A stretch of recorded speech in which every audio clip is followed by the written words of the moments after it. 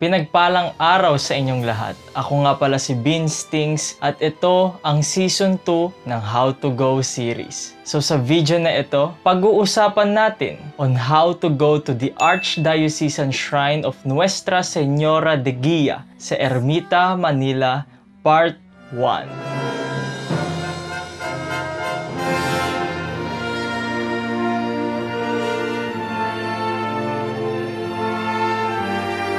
Mabuhay sa inyong lahat. Maraming salamat sa pag-click nyo sa video na ito para malaman kung paano makapunta sa simbahan na ito. So sa video na ito, tutulungan ko kayong mga relihiyoso, relihiyosa at may mga mahilig mag-pilgrimage kung paano makapunta sa Archdiocesan Shrine of Nuestra Señora de Guia sa Ermita sa Maynila. Dahil taga-South tayo, sa South tayo magsisimula. Pero ang mga taga-North at taga-West ay pwede namang sundan ang travel direction o yung travel guide na ito. Muli, ito ay part 1 ng how to go to the Archdiocesan Shrine of Nuestra Señora de Guia sa Ermita, Manila. Ngayon, bago tayo pumunta sa travel direction, magbibigay muna ako ng kaunting impormasyon tungkol sa Nuestra Señora de Guia at sa kanyang simbahan sa Ermita.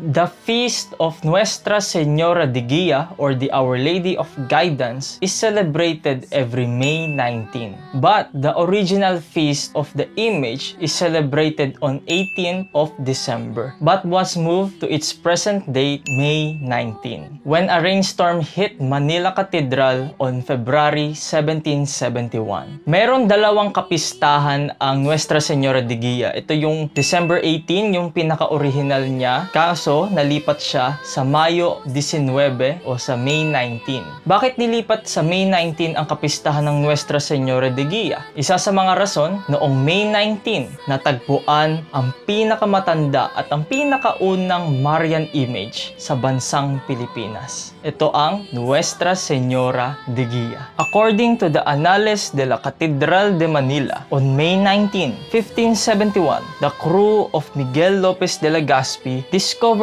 a group of natives along the eastern shores of Manila Bay in what it is now Ermita, worshipping a statue of a female figure. It was later identified by missionaries as that of the Virgin Mary. Noon, ang kapistahan niya na kung saan ginagawa yung mga novena masses ay May 19 kasi ito yung pagtatagpo sa Nuestra Señora de Guia noong May 19, 1571. Pero noong 2023, iginawa ng Archdiocesan Shrine of Nuestra Señora de Guia ang novena masses o yung siyam na araw na pagnunubina sa Disyembre. Bakit? Kasi nais ibalik ng Archdiocesan Shrine of Nuestra Señora de Guia ang orihinal na petsa ng kapistahan ng imahe na ito. Kaya kapag gusto mong umaten sa 9-day novena masses para sa Nuestra Señora de Guia, sa December mo pa siya gagawin. Dahil nais ibalik na nga ng simbahang ito ang orihinal na kapistahan ng Nuestra Señora de Guia. Pero ginagawa pa rin naman nila yung dakilang kapistahan ng May 19 dahil ito ay paggugunita sa pagtagpo ng imahe ng Nuestra Señora de Guia.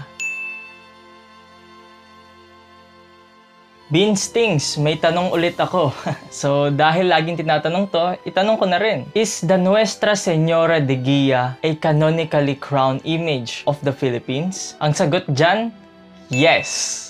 The image was given a canonical coronation on Rizal Day, December 30, 1955. It was held by the Apostolic Nuncio to the Philippines, Archbishop Egidio Vagnosi. Father Patrick Peyton also once delivered a homily preaching the Family Rosary Crusade in the presence of the image. The statue was removed from the shrine and remained in the room of Pope John Paul II for the duration of his 1995 apostolic visit. Additional information, ito rin ang kauna-unahang canonical koronada sa Archdiocese of Manila. Kaya espesyal ang imahe na ito dahil ito ang nagpaset sa milestone ng Archdiocese of Manila para magkaroon ng mga future koronadas. Ngayon na ibigay ko na ang mga sapat na impormasyon sa simbahan na ito at sa imahe ng Nuestra Señora de Guia, ibibigay ko naman sa inyo ang mga mahahalagang petsa kung kailan kayo pwedeng pumunta sa simbahan simbahan na ito. Ang unang petsang pwede nyong mapuntahan ang simbahan na ito ay ang kanyang kapistahan tuwing Mayo 19, May 19 o ang kanyang December feast na December 18. Meron kang dalawang kapistahan para mapuntahan ang simbahan na ito. Muli, May 19 ang pagtagpo sa imahe ng Nuestra Señora de Guia at ang kanyang orihinal na kapistahan na December 18. Kapag hindi ka naman available sa mga araw na ito, pwede ka naman pumunta sa canonical coronation anniversary niya tuwing December 30. Sakto kasi Rizal Day yon, national holiday, kaya makakapunta ka sa simbahan na ito ng December 30 para sa kanyang canonical coronation anniversary. At syempre para malaman mo rin yung ibang okasyon ng simbahan na ito, i-follow nyo ang kanilang mga official social media pages para lagi kayong nakatutok sa announcement ng Archdiocesan Shrine of Nuestra Señora de Guia sa Ermita, Manila.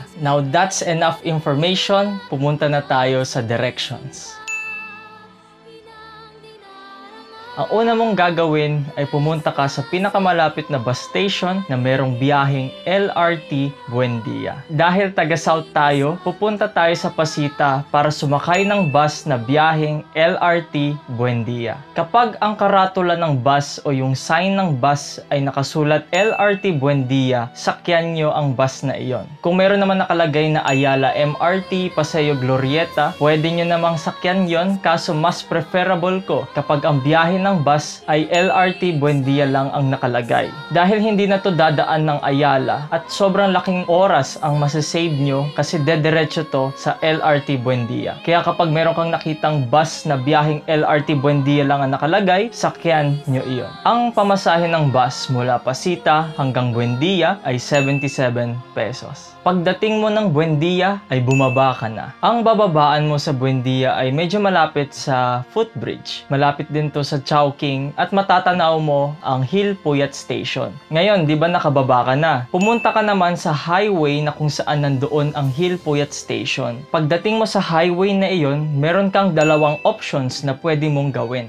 Pwede mong gamitin ang LRT1 o sumakay ka ng jeep. Ngayon, sa option number 1 muna tayo, which is ang jeep. Ito rin actually yung mas preferable ko pero nasa inyo naman ang desisyon kung anong gagamitin nyo sa dalawa. Una, ang jeep. Pagdating mo sa highway na kung saan nakalocate yung Hill Puyat Station, ay sumakay ka ng kahit anong jeep. Ang mga jeep na to ay napakaraming karatula. Kahit anong jeep naman ang sakyan mo dahil dadaan naman to sa pupuntahan mo, which is ang United Nations Avenue. Pagsakay mo ng jeep, sabihin mo lang sa driver na ibababa ka sa UN o sa United Nations. Ang pamasahe ng jeep mula Hill Puyat hanggang United Nations ay 13 pesos. Minimum fare lang. Ang palatandaan ko kapag malapit na ako sa UN ay kapag nakita ko sa kanan ang Manila Med. Isa siyang hospital. Or pwede kapag nakita mo na yung estasyon ng LRT1 United Nations Station. Ngayon kapag nakita mo na yung dalawang ito ay bumaba ka na sa jeep. Pagbaba mo sa jeep ay kailangan mong tumawid sa may Chowking area. Meron namang pedestrian lane doon kaya gamitin nyo yun para makatawid para makapunta sa United Nations Avenue. Ngayon, bago tayo magpatuloy, pumunta naman tayo sa option 2, which is ang LRT1. Mula Buendia, lakarin mo papunta ang LRT1 Hill Puyat Station platform. Ngayon, pag akyat mo sa platform, bumili ka lang ng ticket papuntang LRT1 United Nations Station.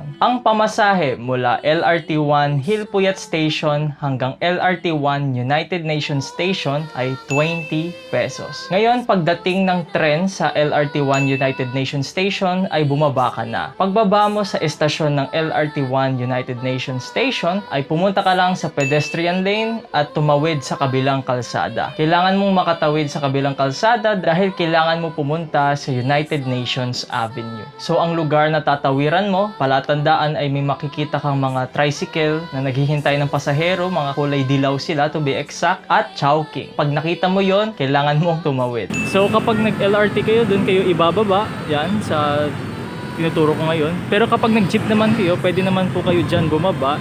Pagkatapos tawid na lang po kayo dito, same as sa nag-LRT, tawid na lang po kayo dito. Punta po kayo sa areang ito, yan. At may mga tricycle din, sakay lang po kayo ng isang tricycle. And sabihin nyo na sa Ermita Church lang kayo.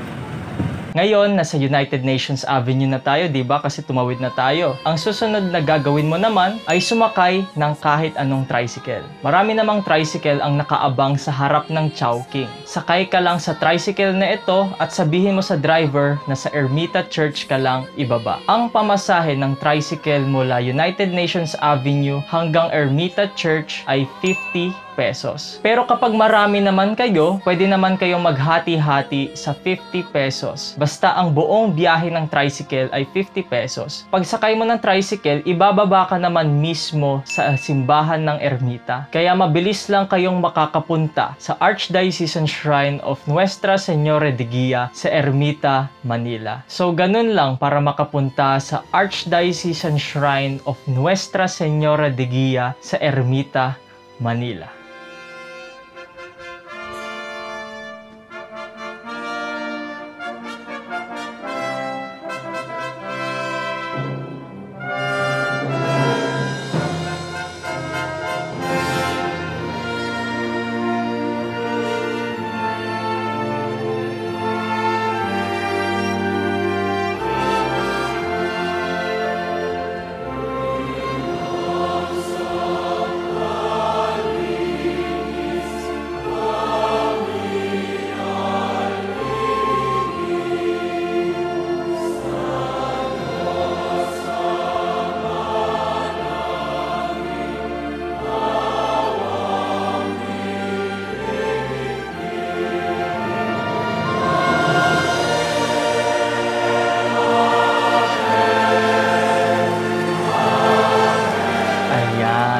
Dito na nga nagtatapos ang video na ito. Remember to watch this travel guide on YouTube for the fullest details. Mapapanood nyo ang full details ng travel guide na ito sa aming YouTube channel na Beanstings. Kaya sana mag-subscribe kayo para mas detalyado ang pagbibigay ko ng travel guide sa inyo. Marami na rin tayong how to go videos na ginawa kaya pwede nyong panoorin yan para mapuntahan nyo na rin ang mga simbahan na ito. And also, follow me on our Instagram account na Beanstings para makita nyo ang aking mga photos during the fiesta ng isang simbahan. Kung ang YouTube at TikTok ay pinopost ko ang fiesta highlights on a video perspective, ang Instagram naman ay pinopost ko ang fiesta highlights in a photo perspective. I-follow nyo rin ako sa aming TikTok channel na Beanstings. Dito ko pinopost ang mga how to go videos ko pero naka-portrait. Nagpo-post din ako ng mga fiesta highlights sa aming TikTok channel in a portrait perspective. And yung mga shorts na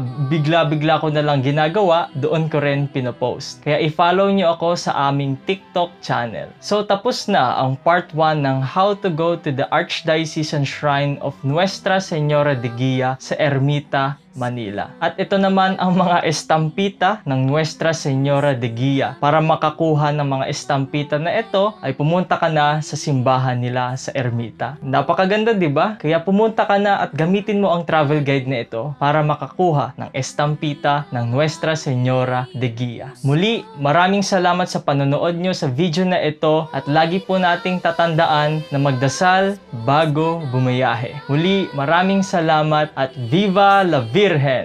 Viva!